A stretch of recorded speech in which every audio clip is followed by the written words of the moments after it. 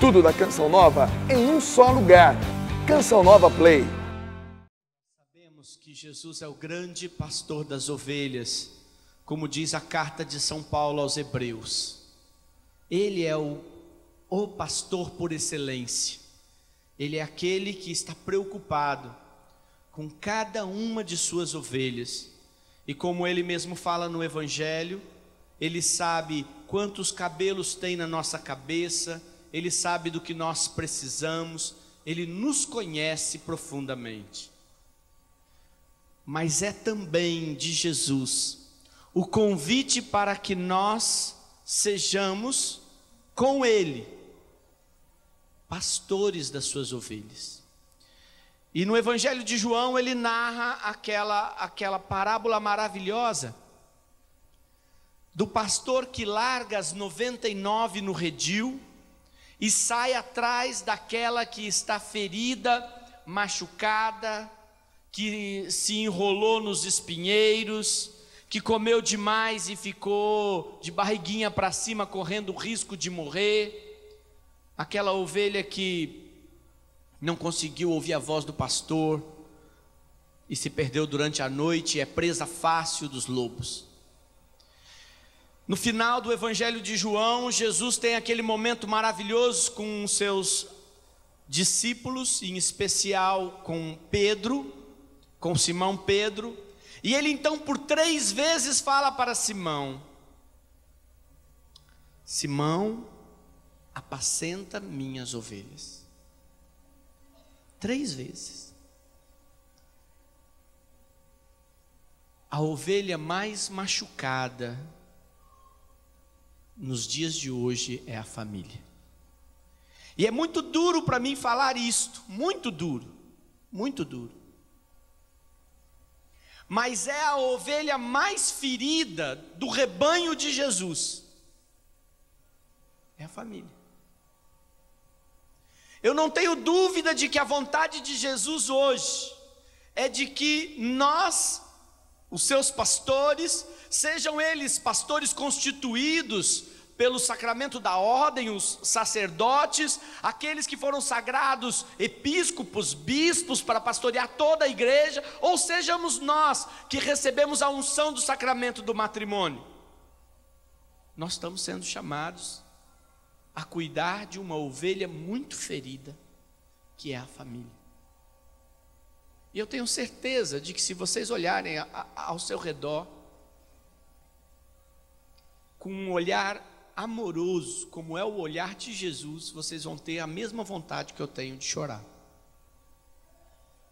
Vocês vão olhar filhos rebeldes, vocês vão olhar amigos queridos que estão se separando, vocês vão encontrar na sua família casais que eram com certeza exemplo e modelo terem se desfacelado. Vocês vão encontrar pessoas vivendo em adultério. Vocês vão encontrar jovens que não querem compromisso, responsabilidade, não querem construir o amor. Vão encontrar até mesmo dentro daqueles que mais participam da igreja, dos movimentos da igreja, dos grupos de oração, pessoas dizendo: você é jovem, aproveite, depois de casado você muda. E nós sabemos que não muda. A vida se constrói desde o começo. Dávamos uma entrevista aqui para a rádio, né, Rosemar? E a Rosemar falava: tem uma graça de Deus ter casado com um homem que tinha entregue a sua vida para Jesus. E eu disse: tenho a alegria de ter casado com uma pessoa que deu a sua vida para Jesus antes do casamento. E eu falo para os jovens todos, casem-se no Senhor, sigam o conselho de São Paulo, casem-se no Senhor, porque senão, na hora que nós descobrirmos que o amor, inclusive o amor sexual, esponsal dos cônjuges, ele é uma entrega do seu ser, não é uma entrega apenas do sêmen, não é uma entrega apenas de um momento de prazer, mas é a entrega do seu ser. E se não é uma entrega do seu ser, ele é vazio. E para ser uma entrega de si mesmo, é preciso que tenha sido semeado na castidade. Sabia que o relacionamento conjugal é também chamado de castidade? É, porque ele é considerado não um ato apenas genital, mas um ato de união e de comunhão. Será que só eu estou vendo que as famílias estão sofrendo tanto? Eu acho que não. Eu fico às vezes olhando em que ponto chegamos. Violências, pornografia, pedofilia, sexo pela internet. Aonde chegou o homem? Aonde chegou? O homem, o ser humano, não estou falando só de homens, o homem masculino, porque também está assim no feminino. Pessoas que vão para centros de umbanda e viram verdadeiras orgias. Onde estamos? Como Jesus tem olhado esta sua ovelha? Como? Como está a ovelha família sua, dos seus vizinhos, dos seus parentes, da sua parentela? A palavra de Deus ensina e mandou os patriarcas, aqueles que foram instrumentos de Deus para poderem construir o projeto de Deus, a nação de Israel, e em seguida o projeto da igreja de Jesus Cristo, constituíram famílias, tinham compromissos, tinham que cuidar daquilo. Quando Jacó manda procurar uma esposa para o seu filho, pede para o seu servo colocar a mão sobre as suas coxas, para jurar que iria lhe arranjar uma mulher que fosse de fato do seu mesmo povo. A família não é uma invenção humana. Não foi aí um belo dia que um homem e uma mulher resolveram fazer algo diferente. A família é um projeto divino. Foi Deus que assim dispôs. Ele escolheu que fosse assim. E, portanto, nós temos que estar muito atentos a tudo que acontece com a família. Nós não podemos fechar os nossos olhos e se a nossa família vai bem, muito obrigado, graças a Deus, já está bom demais. Não. A família humana corre risco, ela corre perigo. A família humana está longe do Senhor e nós precisamos buscar todos os filhos e filhas de Deus. Olha esta afirmação de João Paulo II, no documento Evangelii Vitae. Ele diz: a família e a igreja são alvos de ataques planejados e executados sistematicamente. Que palavras duras, não é? Eu não tenho visto as televisões, as outras emissoras falarem claramente isso. O Papa tem dito numa carta pública que a família é a igreja. Quer dizer, tanto quanto a igreja tem sido atingida a família por ataques planejados e executados sistematicamente contra ela. Isso é muito forte. Não é por acaso que a família está se destruindo, viu, gente? Não é por acaso, não. Não imaginem que tem sido assim. Não, é que tem acontecido. É a modernidade. Não é verdade, não. Há um planejamento orgânico. Tanto é orgânico que quem lê jornais sabe que agora, no mercado comum europeu, cujo Deus deve ser o dinheiro, decidiram que é obrigado todos os países que fazem parte a adotarem a lei do aborto. Ora, que tem a ver isso com o mercado?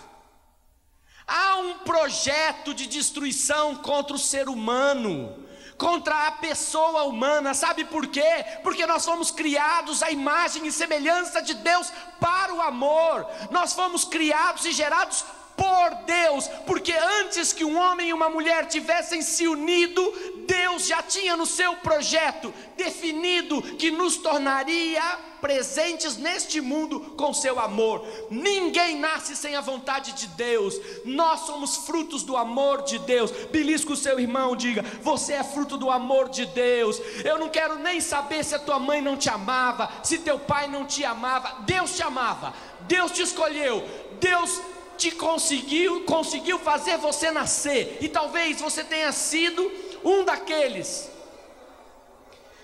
que alguém tentou matar, e você resistiu e nasceu.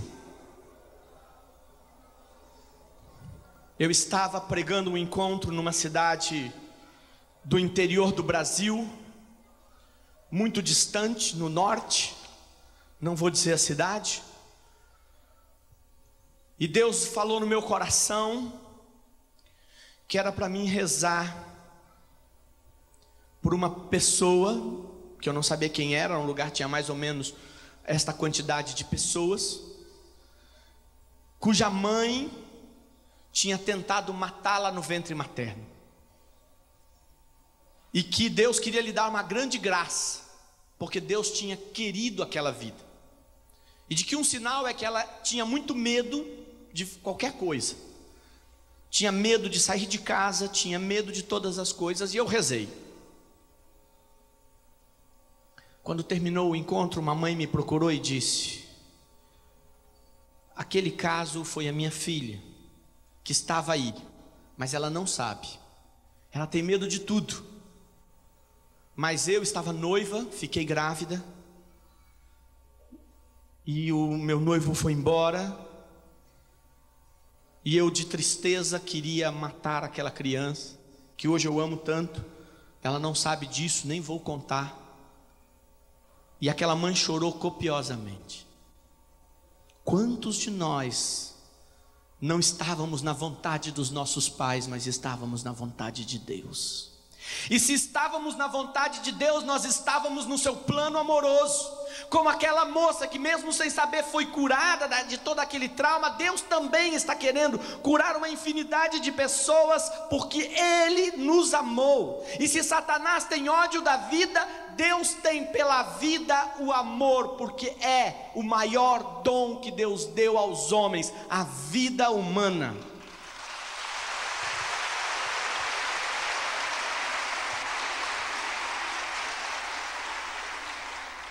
Não é só o aborto, a agressão violenta que se fazem, viu, gente? Quero deixar claro isso. É uma das agressões. Satanás tem tanto ódio da vida, tanto ódio, que ele detesta as mulheres grávidas. Então saiba você que quando você se dispõe e aceita o projeto de Deus de ser mãe, esse projeto maravilhoso de Deus, tão maravilhoso que foi a forma que Deus escolheu para fazer nascer seu filho. Podia ter nascido de outro jeito, não precisava.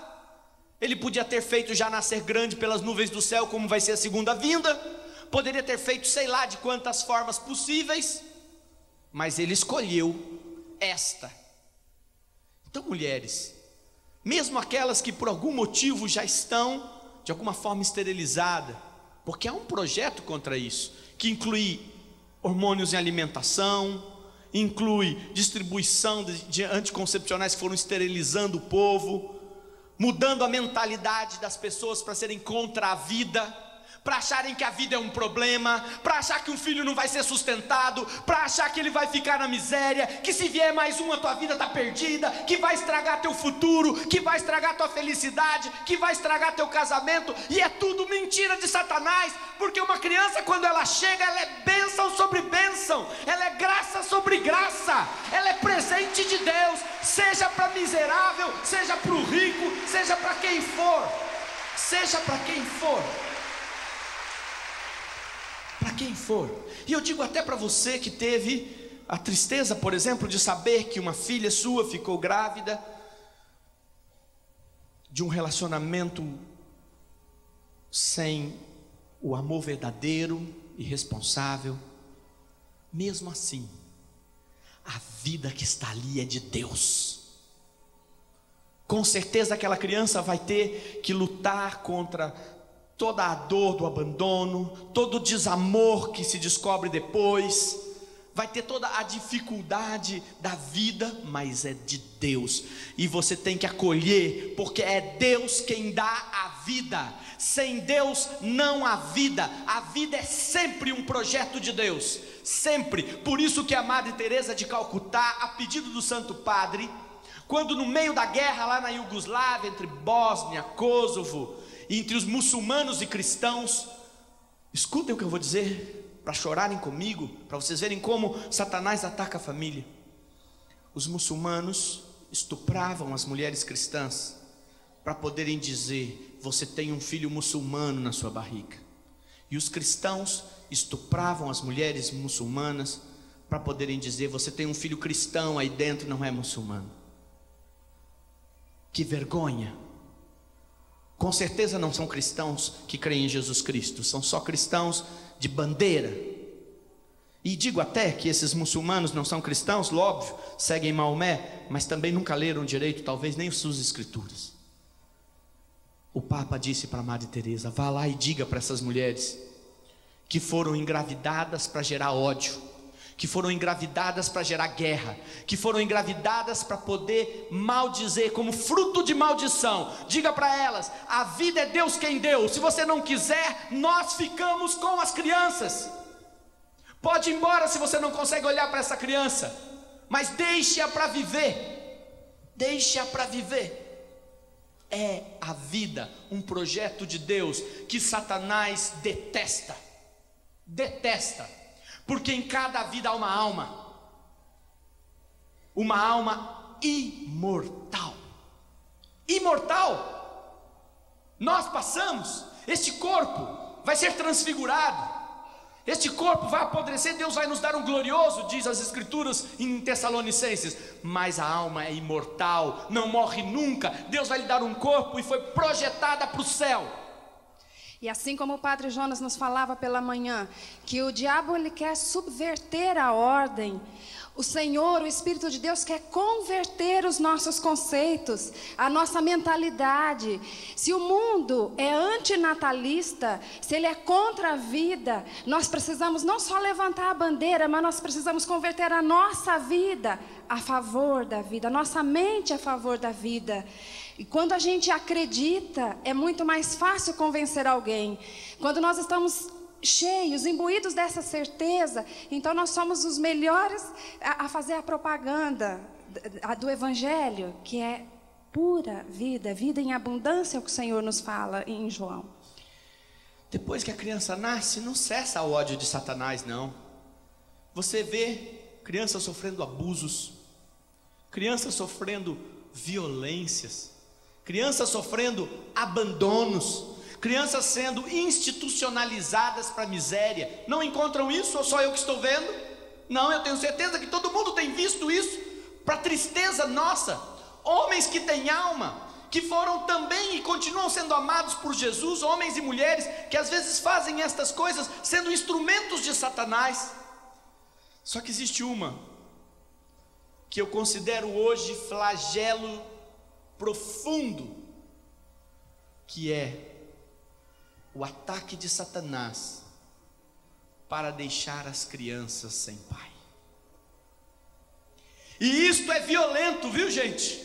É violento, porque se para o marido e mulher educar um filho já é isso aqui, ó. Para o marido e mulher construir e dar educação para os seus filhos e ensinar a eles o valor da verdade. Não penso em educar como escolas, para serem médicos, para terem dinheiro, nada disso. Educá-los para a vida, para serem de Deus, já é difícil. Ou vocês acham que é fácil? Quem acha que é fácil, levante a mão. Ninguém, não é? Quem acha que é difícil? É uma luta, mesmo aquelas crianças que às vezes nós não tivemos a graça de não gerar traumas, porque já conhecíamos Jesus, elas trazem as heranças do que nós éramos. É verdade. Não pensem que os filhos dos cristãos são melhores do que dos não cristãos. Eles trazem tudo o que nós somos, eles trazem toda a nossa história, né? A gente olha e fala assim: puxa, eu era desse jeito, mas isso, eu não fiz mais isso, ele não viu em mim, mas ele traz dentro dele. Podem ter certeza que os filhos de vocês trazem as heranças dos avós, não é só dos pais não, dos avós também. É difícil educar. Imagine para uma mulher educar sozinha e ainda ter que prover o dinheiro do lar. A mulher ter que arranjar o dinheiro para sustentar sua casa e ainda ter que educar seus filhos. Este é um ataque de Satanás mesmo. Homens e mulheres, pensem muito bem nisso, jovens. Antes de irem dormir com alguém, antes de terem um caso, lembrem-se que o projeto de Deus está sendo atacado por Satanás, e talvez você tenha sido o instrumento do diabo para deixar uma vida que tem alma sofrer intensamente o abandono e o prejuízo do mal. Gente, 78%, 8 de cada 100, 78 pessoas, de cada 10, 7,8 pessoas que estão presas por assassinato não tiveram pai. Vocês acham que isso não é um ataque de Satanás? E agora eu vou lhes dar um outro número que me apavora. 49% das pessoas hoje estão nascendo em lares sem pai. Metade está nascendo aonde o pai não está lá, aonde o pai abandonou, o pai deixou a família e foi viver com outra família. A mulher largou a família e levou os filhos e foi viver sem o pai. O rapazinho fez o filho. Ah, mas eu não sei se eu amo ela. Então por que fez? Porque se entregou a Satanás. Agora aquela alma vai levar, e aquela mulher também, porque ela também disse sim, né? É um engano achar que dois dormiram e um só quis, não é? Ela também dormiu. Ah, mas não, a gente pensou que se protegia. Não tem, Satanás está ali esperando o escorregão, gente, esperando o escorregão, porque ele tem um projeto, e o projeto é destruir o ser humano, e ele sabe que se o ser humano não nasce numa família, ele já está prejudicado. Não caiam nessa história. Ah, meu Jesus, eu fico sofrendo, o Zemar sabe disso. Quando eu vejo pai pensar que porque ele pega o filho na escola, ou porque no fim de semana ele leva o filho para tomar sorvete, ele está sendo pai presente. Gente, acorda. Ele é o pai bonzinho, enquanto a mãe é aquela que é a madrasta que tem que corrigir. Não se educa filho levando para tomar sorvete ou buscando na escola. Se educa filho vendo o pai chegar em casa e vendo a cara do pai e a cara da mãe, vendo como é que ele enfrenta as suas dificuldades, vendo como é que ele supera suas crises. Às vezes o pai nem tem tempo direito para os filhos, porque tem que trabalhar, mas ele está em casa, ele vê, de repente a mãe fala: teu pai vai chegar, menino, e ele sabe que o pai vai chegar. Desculpa gritar, gente, desculpa, mas eu estou querendo dizer que a ovelha ferida hoje é a família, e nós não podemos ficar quietos, nós temos que fazer da nossa um exemplo, e termos coragem de dizer para o mundo, coragem para dizer para o mundo: não façam desse jeito, Satanás está usando vocês.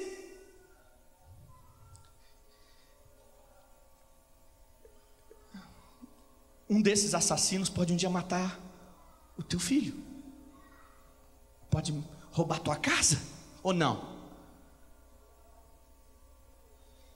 Ou vocês acham que isso não é problema seu? Não é tua responsabilidade? É claro que é. O Papa diz, na Familiares Consortes, número 7, a família tem uma participação na vida e na missão da igreja.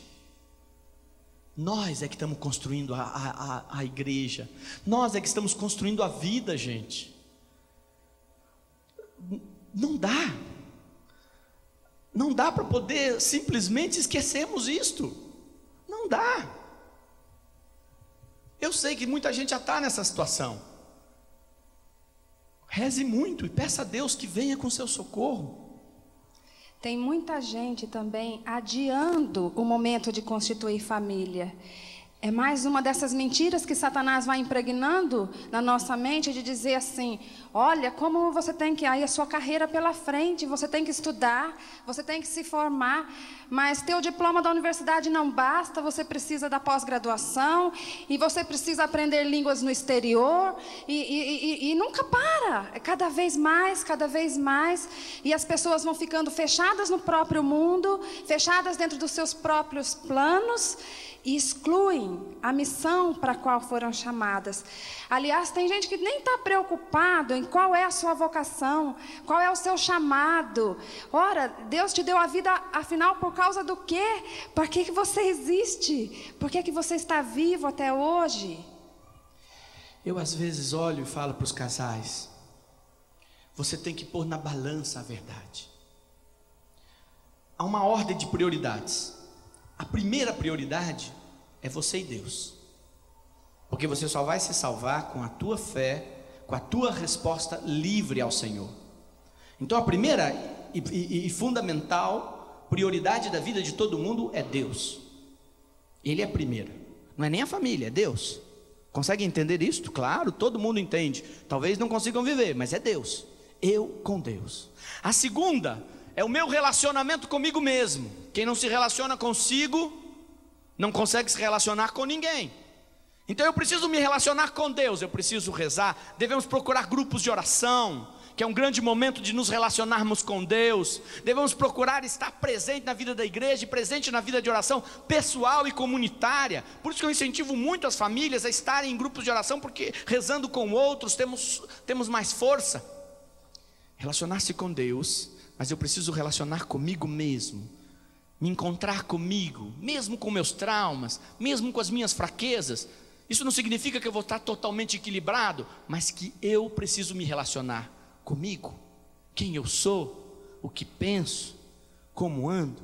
Em terceiro lugar, eu preciso trabalhar o terceiro nível de relacionamento, que é entre esposo e esposa, com o outro, mas o outro de forma especial é a minha esposa. E eu preciso construir esse relacionamento, ele não nasce feito.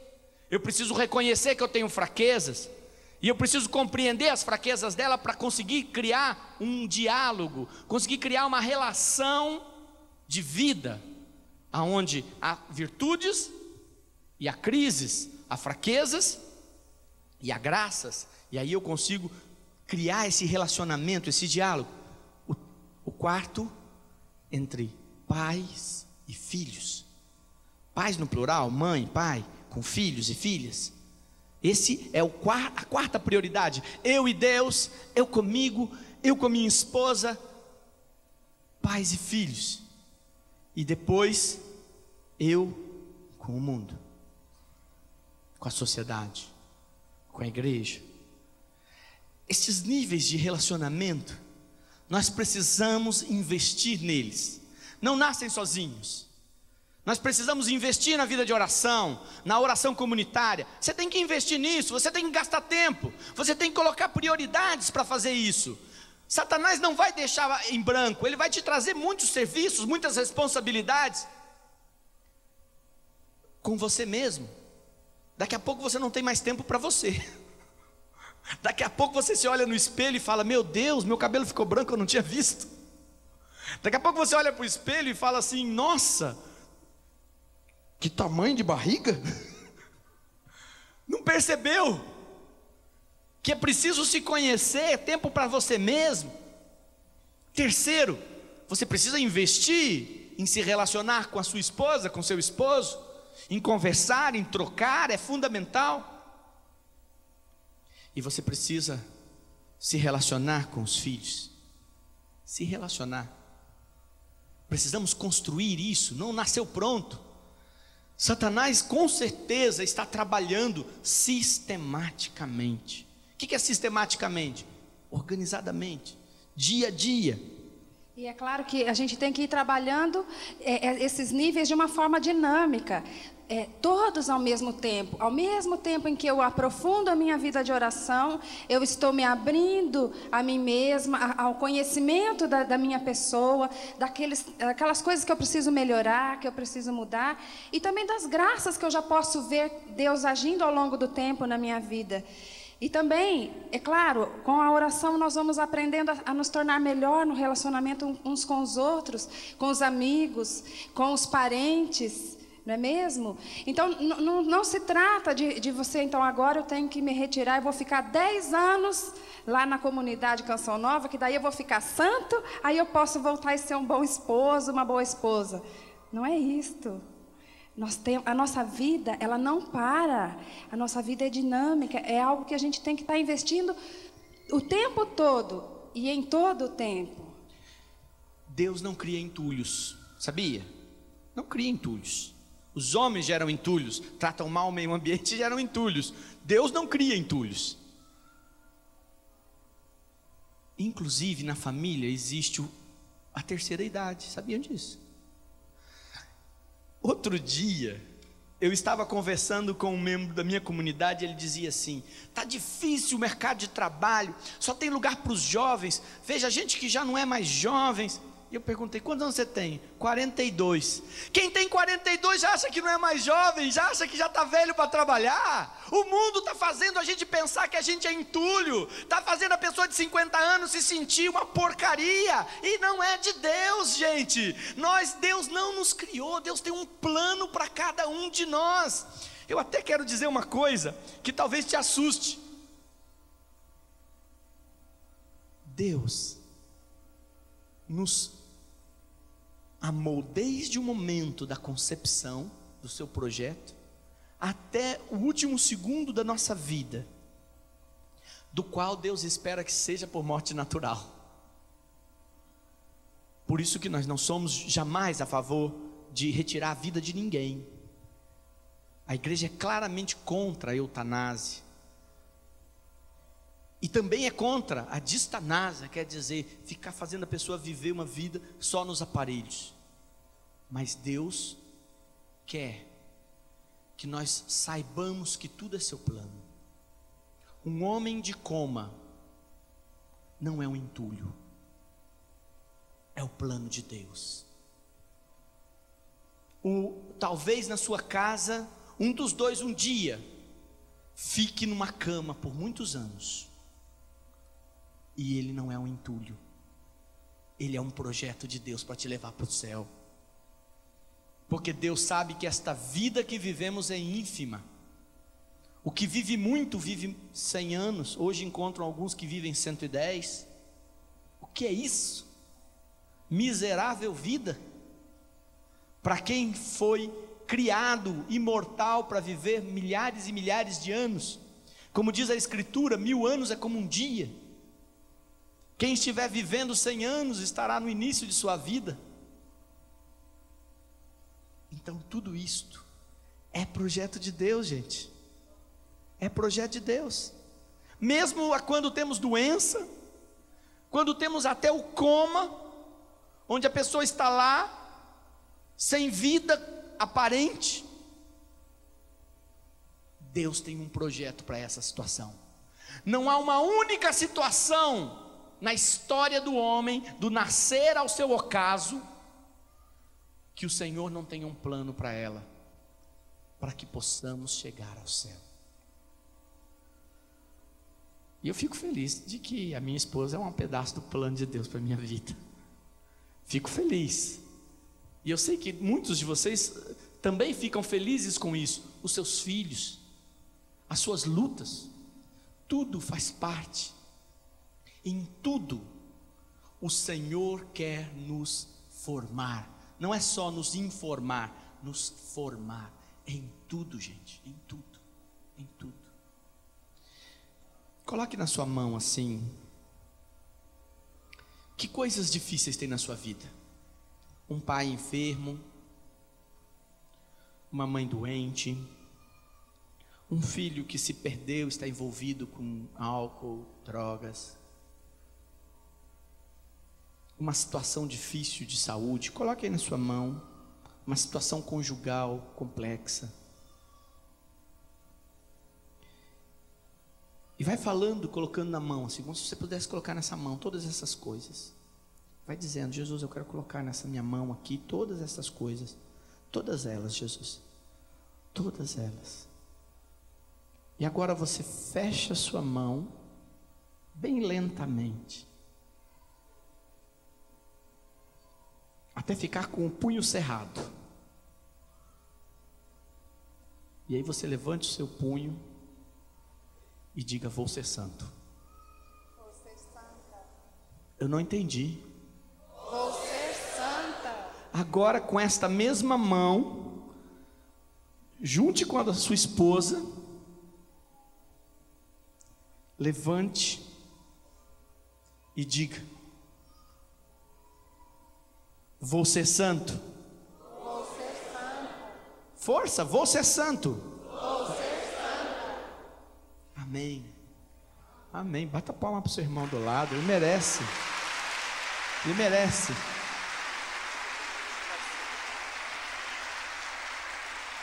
Eu queria pegar uma passagem bíblica que está no Evangelho de João, no capítulo 12. No capítulo 12. Essa luta profunda contra essas forças de Satanás. Acorda o seu irmão aí, você na televisão também, se despreguice, acorde. Fala: não vá dormir não, Satanás quer tampar seus ouvidos, mas essa ovelha ferida precisa de você. Precisa mesmo, a sua casa precisa de você. As ovelhas do redil da sua casa precisam de você. Precisam que o grande pastor das ovelhas seja oferecido como caminho, verdade e vida. Ele é a porta do aprisco. Quem passar por ela vai encontrar boas pastagens. E é nós que vamos ter que apontar essa porta, não é? João, capítulo 12. Falei 13, mas é 12. Evangelho de João, capítulo 12, versículo 1.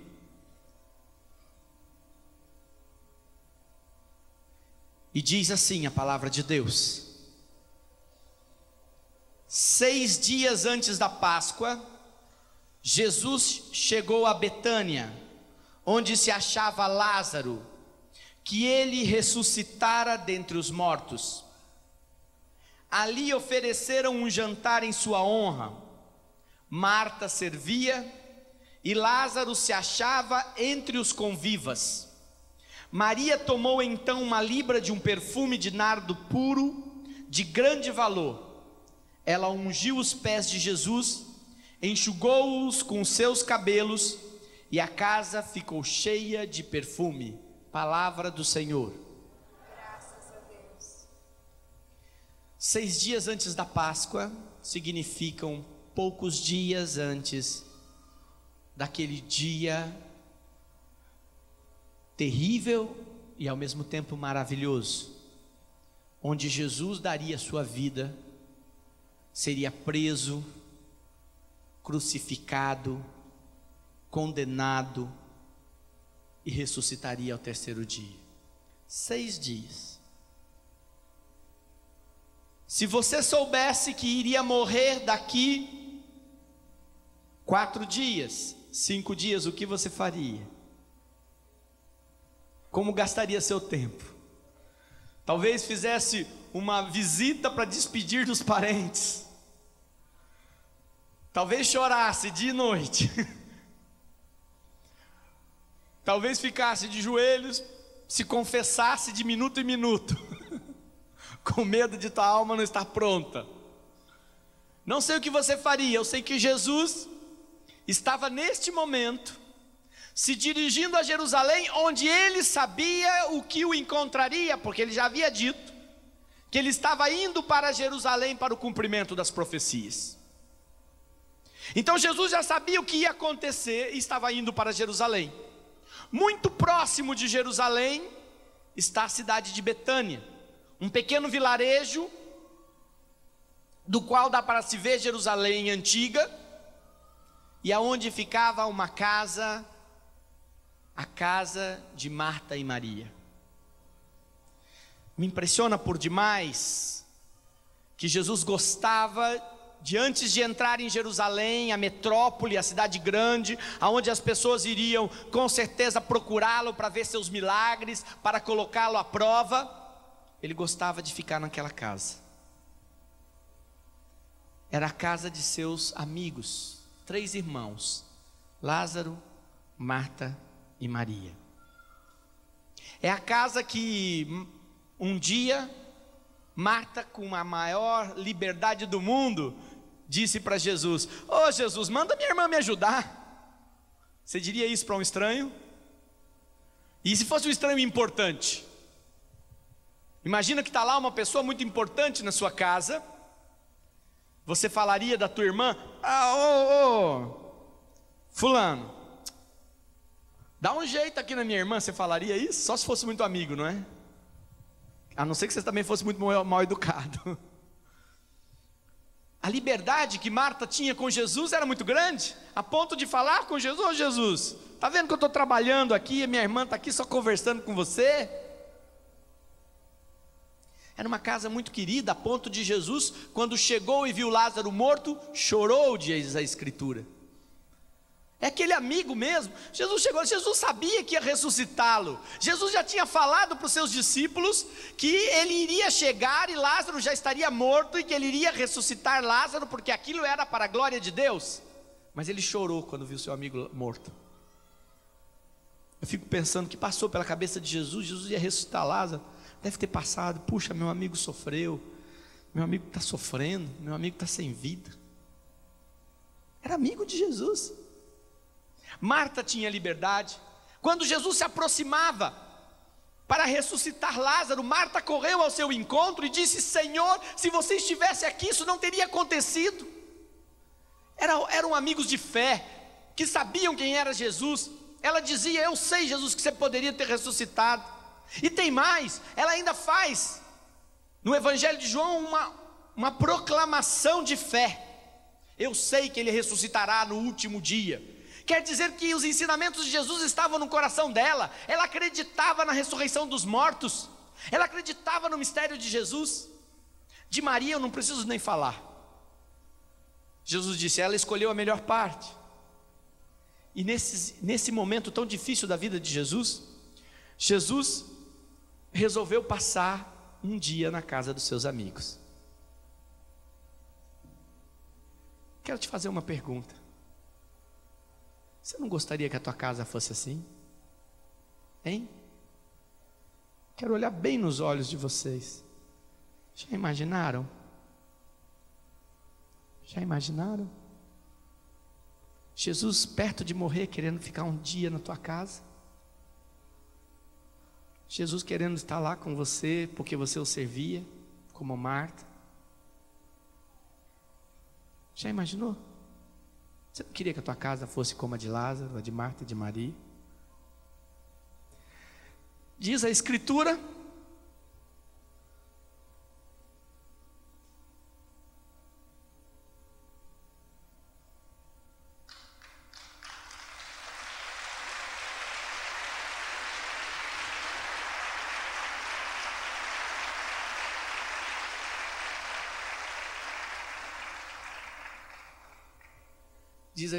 que Lázaro deu uma festa. Deu uma festa. E encheu de gente, né? Metade para ver o morto vivo e metade para ver quem é que tinha tirado o morto da cova. Uns foram para ver Lázaro, que havia sido morto, todo mundo viu o velório dele. Outros foram ver Jesus. E olha, Jesus estava lá, diz a palavra. Marta servia. Lázaro estava entre os convidados, dizendo: olha, você está vendo? Estou vivo, pega aqui, ó. Foi ele, foi Jesus, está vendo? Foi ele, está lá, ó. Foi ele, está aqui, ó, estou vivinho. Estava morto, doente, nem tuço mais, nem tenho mais tosse. Imagina a propaganda. Maria entra, pega o que tinha de mais precioso, quebra o frasco. A casa inteira este perfume. Lázaro não reclamou, nem Marta. Se alegraram. O que tem de mais precioso na sua vida para dar para Jesus? Para você quebrar os pés de Jesus? Teus filhos? Tua fé, tua fidelidade, teu dinheiro? Eu sinto no meu coração que a família tem que ser como a casa desses 3 irmãos, gente. Que você, sua esposa, seus filhos, que Jesus queira ir lá, abrir a geladeira, sentar com vocês. Eu quero que a minha casa seja como a de Lázaro, Marta e Maria. Não me importa se eu vou estar servindo, mostrando o poder da ressurreição, ou se eu vou estar derramando a minha vida com um perfume de nardo puríssimo. O que importa é que Ele queira vir ficar na minha casa, que Ele faça questão nos momentos difíceis que o mundo passa, querer ficar um pouco lá em casa. É isso que Jesus quer para a gente.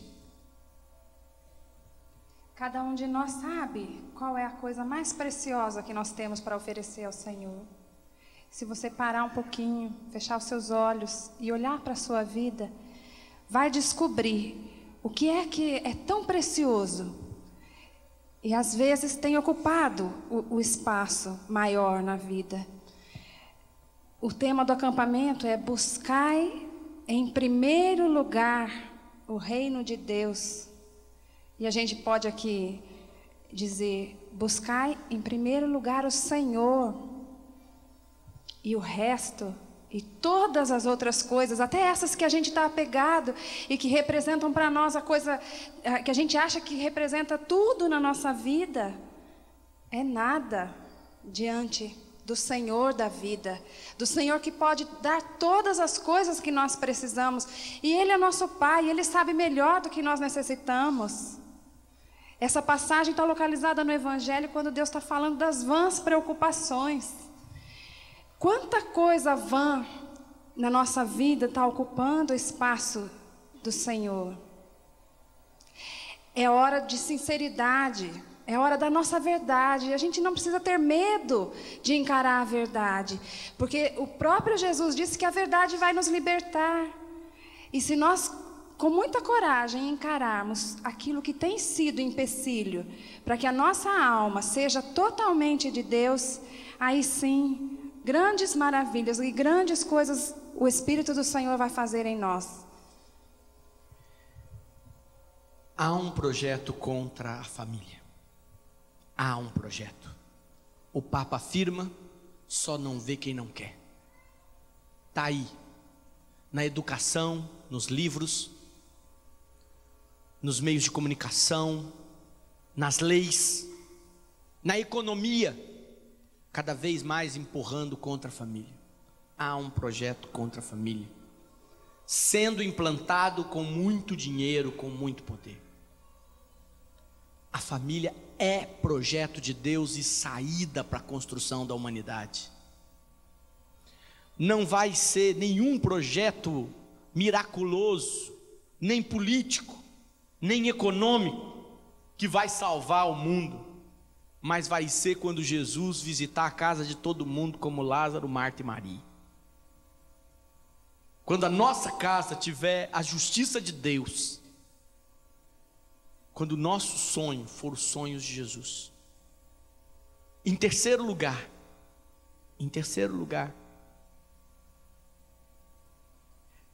Deus está a favor da vida. A vida que não nasceu, a vida que vai nascer, a vida que já nasceu e sofre, a que não sofre, a vida que ainda não morreu, que ainda não se foi, não se esgotou, mas que pode estar até nos seus últimos dias. Deus está com ela. E em quinto lugar,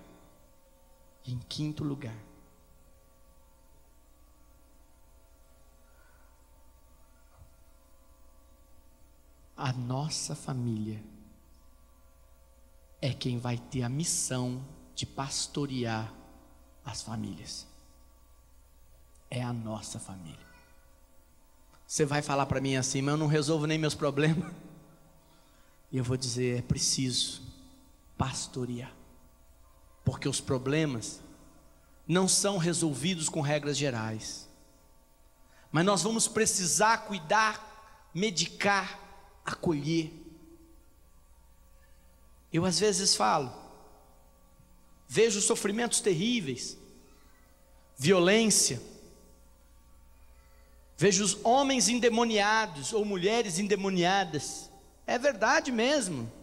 Podem ser que até teólogos não gostem do que vou dizer, mas é verdade. Mulheres que largam o marido em casa e saem para fazer programas fora e voltam, destruindo seus lares. Eu e a Rosemar fazemos parte de uma comunidade que trabalha pelas famílias. Trabalha de forma especial para tornar as pessoas membros da família de Deus, da igreja, como habitação do Espírito. Achamos que o caminho é ser uma habitação do Espírito. E a nossa comunidade tem vários serviços de evangelização. Entre eles, sou presidente de um organismo não governamental que atende famílias soropositivas. Vários consagrados da minha comunidade trabalham lá. São 86 famílias infectadas pelo vírus HIV, vivendo na sua carne o ódio de Satanás contra a família, lutando para fazê-las ficar de pé e para encontrarem a Deus em tamanha ferida. Cuidamos de uma outra organização com 500 famílias em estado de exclusão e miséria. E aí a gente vê que a maioria delas não tem homem dentro de casa, que são famílias que foram abandonadas à mercê da miséria, das festas. Não podemos cruzar o braço não, gente. Em Porto Velho, onde temos uma casa, trabalhamos com os jovens, com cursos na rua, cursos de música, de teatro. Meu irmão, a coisa está muito pior do que a gente vê. Se na casa da gente está difícil, imagina como está lá no mundo. E eu não vou fazer isso sozinho não. Nós precisamos de dar as mãos e sair lutando. Os nossos problemas, Deus vai dar por acréscimo. Como disse a Rosemar, buscar em primeiro lugar o reino dos céus, e o resto vai vir por acréscimo. Se eu evangelizar os jovens, eu tenho mais chance de que um jovem um dia pregue a palavra para os jovens que são moradores da minha casa, meus filhos. Vocês estão me ouvindo? Santo Agostinho, de vida torta, tinha vida no mundo, e o que aconteceu com ele? Ouviu a pregação de Santo Ambrósio e se converteu. Não foi de Santa Mônica, sua mãe, mas com certeza a fé é um círculo vicioso. Você evangeliza um, que evangeliza outro, e um dia isso volta para sua casa. Então, se você tem problemas na sua casa, sirva Jesus, que um dia o círculo bate na tua porta, o círculo do amor e da fé.